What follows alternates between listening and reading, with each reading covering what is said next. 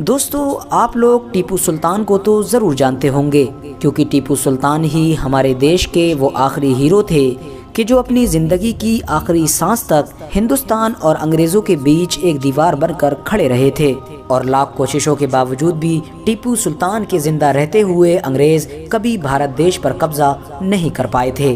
और यही वजह थी कि जब अंग्रेज़ हिंदुस्तान में ही मौजूद गद्दारों की मदद से टीपू सुल्तान को शहीद करने में कामयाब हो गए थे, तो अंग्रेज़ों ने टीपू सुल्तान की लाश पर खड़े होकर कहा था कि आज से ये देश हमारा हुआ। दोस्तों, आप लोग टीपू सुल्तान की बहादुरी के किस्से तो हमेशा से सुनते ही आ रहे होंगे, लेकिन आप में से बहुत कम ही लोग ऐसे होंगे कि जिन्होंने टीपू सुल्तान के साथ साथ मीर सादिक का नाम भी सुना होगा।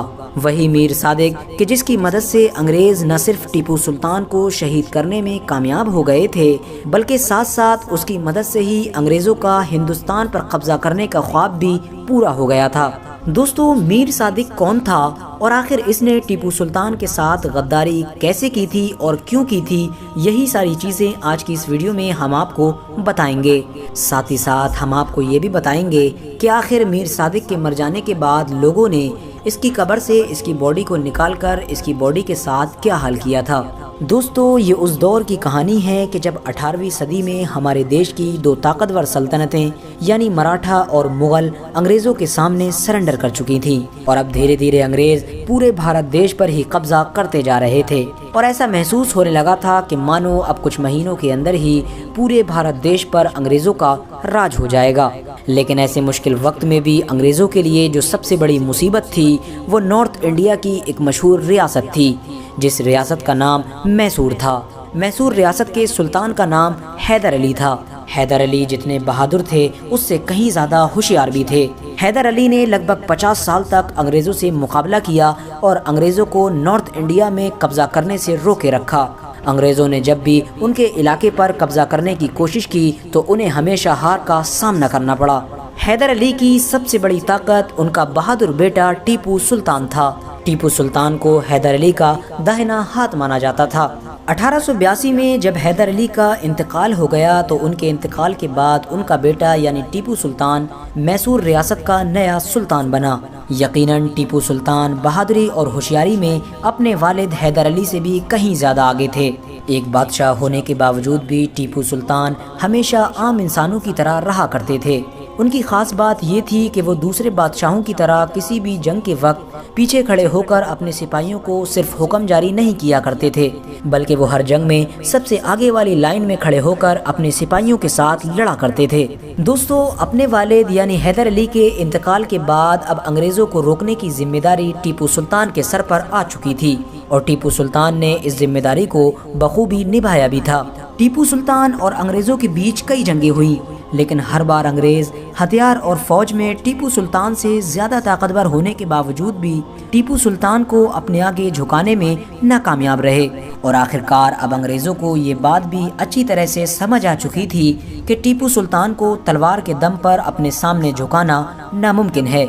इसीलिए अब अंग्रेज़ों ने एक नया प्लान बनाया, एक ऐसा प्लान कि जिसे अंग्रेज़ टीपू सुल्तान से पहले भी कई और बहादुर लोगों पर इस्तेमाल कर चुके थे।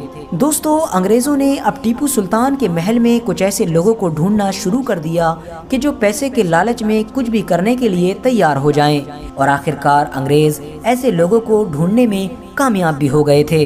अंग्रेज़ों ने टीपू सुल्तान के महल में रहने वाले जिन लोगों को खरीदा था उनमें सबसे कीमती मीर सादिक था, क्योंकि मीर सादिक कोई आम इंसान नहीं बल्कि टीपू सुल्तान का सबसे खास वजीर था। इतिहासकार लिखते हैं कि मीर सादिक टीपू सुल्तान के वालिद यानी हैदर अली के दौर में किसी बाजार का एक आम कोतवाल हुआ करता था, लेकिन हैदर अली ने मीर सादिक को आरकाट नाम के एक शहर का सूबेदार बना दिया था।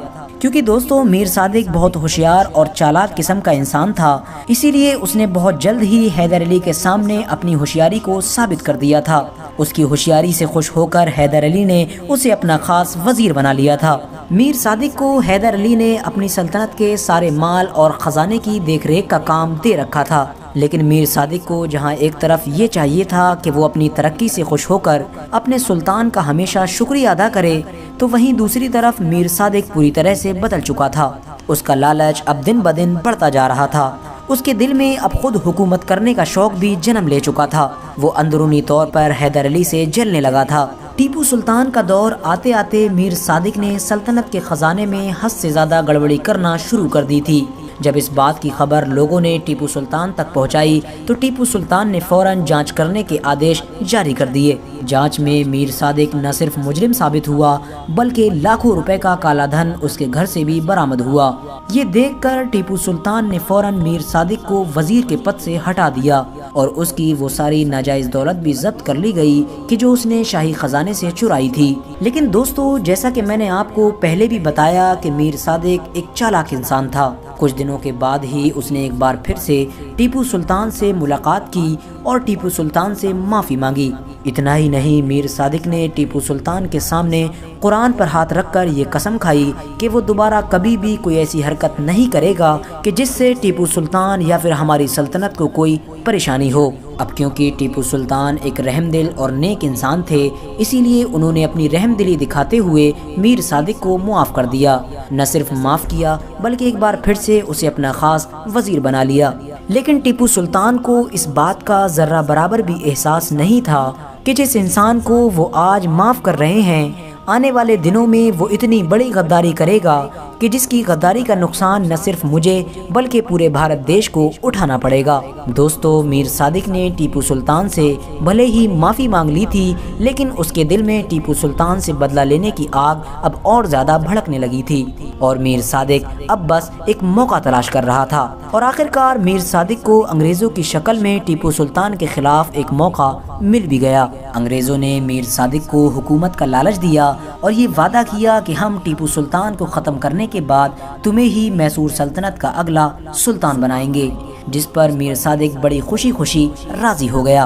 और आखिरकार अब मीर सादिक ने अंग्रेज़ों के साथ मिलकर टीपू सुल्तान के खिलाफ अंदरूनी तौर पर साजिश का जाल बिछाना शुरू कर दिया था। इतिहासकार लिखते हैं कि दूसरी सल्तनतों के जो भी खत टीपू सुल्तान के पास आया करते थे, मीर सादिक ज़्यादातर खतों को टीपू सुल्तान तक पहुंचने से पहले ही खोलकर पढ़ लिया करता था और उसमें लिखी खबरों को अंग्रेज़ों तक पहुंचा दिया करता था, जिसकी वजह से टीपू सुल्तान को हद से ज़्यादा नुकसान हुआ करता था। मीर सादिक की अंदरूनी साजिशों की वजह से टीपू सुल्तान के महल के हालात अब धीरे धीरे हद से ज़्यादा ख़राब और हद से ज़्यादा कमज़ोर हो गए थे।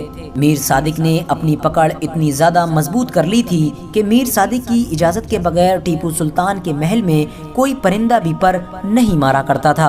आखिरकार अब वो दिन भी आ गया था कि जिस दिन का इंतज़ार मीर सादिक को एक लंबे वक्त से था, यानी 4 मई 1799 का दिन। यही वो दिन था कि जिस दिन मराठा, निज़ाम और अंग्रेज़ यानी तीनों की फौजों ने मिलकर एक साथ टीपू सुल्तान पर हमला किया था। यानी एक तरफ सिर्फ बहादुर टीपू सुल्तान थे तो दूसरी तरफ मराठा, निज़ाम और अंग्रेज़ तीनों की मिली हुई फौज थी। लेकिन उसके बावजूद भी टीपू सुल्तान ने बड़ी बहादुरी के साथ मुकाबला किया और अकेले होने के बावजूद भी तीनों फौजों को अपने महल के अंदर दाखिल नहीं होने दिया। सब कुछ सही चल रहा था, लेकिन फिर अचानक से वही हुआ जिसका डर था, यानी मीर सादिक ने अपना खेल खेलना शुरू कर दिया। मीर सादिक किले के एक दरवाजे पर तैनात सभी सिपाहियों को ये कहकर दूसरी जगह ले गया कि चलो मैं तुम्हें तनख्वाह बांटूंगा, और जाते जाते अंग्रेज़ों को रास्ता साफ होने का सिग्नल दे गया। जब इस बात की खबर टीपू सुल्तान को हुई तो उन्होंने अपने बचे हुए चंद सिपाहियों के साथ ही अंग्रेज़ों से मुकाबला करने का फैसला किया। अब टीपू सुल्तान अपने गिने चुने सिपाहियों के साथ ही बड़ी बहादुरी के साथ अंग्रेज़ों से जंग करने लगे। अंग्रेज़ों के लिए मुसीबत ये थी कि उन्हें ये नहीं मालूम था कि टीपू सुल्तान कौन है, क्योंकि जैसा कि मैंने आपको पहले भी बताया कि टीपू सुल्तान एक आम इंसान की तरह रहा करते थे और जंग में भी वो आम सिपाहियों की तरह ही लड़ा करते थे। अंग्रेज़ों की इस परेशानी को भी मीर सादिक ने ही ख़त्म किया और इशारों इशारों में उन्हें इस बात की खबर दी कि इन सिपाहियों में असली टीपू सुल्तान कौन है। मीर सादिक ने अपनी गद्दारी का ये खेल यही ख़त्म नहीं किया, बल्कि वो फ़ौरन मैदान से भागता हुआ महल की तरफ गया और महल के सारे दरवाजे बंद कर दिए ताकि अब टीपू सुल्तान कभी भी दोबारा महल में वापस न आ सकें। और आखिरकार टीपू सुल्तान अपने सभी सिपाहियों के साथ बड़ी बहादुरी से लड़ते लड़ते शहीद हो गए थे। यकीनन टीपू सुल्तान की उस दिन की वो बहादुरी आज तक याद रखी जाती है।